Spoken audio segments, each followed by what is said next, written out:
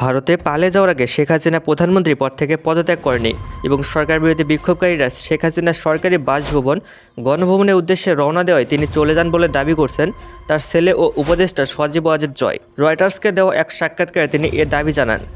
রয়টার্সের প্রতিবেদনে বলা হয়েছে, কোটা সংস্কার আন্দোলনে প্রায় ৩০০ মানুষ নিহত হওয়ার পর সোমবার থেকে নয়াদিল্লিতে আশ্রয় নিয়েছেন হাসিনা, যদিও বর্তমানে সেই নিহতের সঙ্গে প্রায় ৬০০ জনের কাছাকাছি।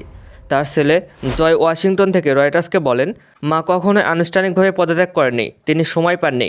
তিনি একটা বিবৃতি দিয়ে পদত্যাগ করতে চেয়েছিলেন, কিন্তু বিক্ষোভকারীরা প্রধানমন্ত্রীর বাসভবনের দিকে মিছিল নিয়ে যেতে শুরু করে।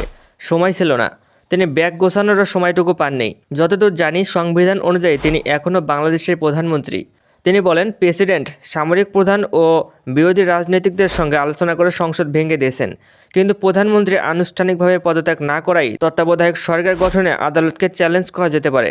জয় বলেন, আওয়ামী লীগ দল আগামী নির্বাচনে প্রতিদ্বন্দ্বিতা করবে এবং নির্বাচন আগামী ৩ মাসের মধ্যে হতে হবে। তিনি বলেন, আমি নিশ্চিত আওয়ামী লীগ ক্ষমতায় আসবে, তা না হলে আমরা বিরোধী দল হব।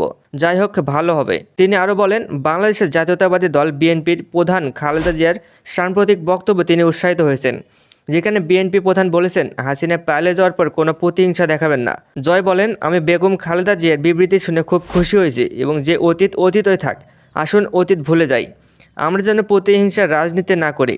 ঐক্য সরকার হোক বা না হোক, আমাদের একসঙ্গে কাজ করতে হবে।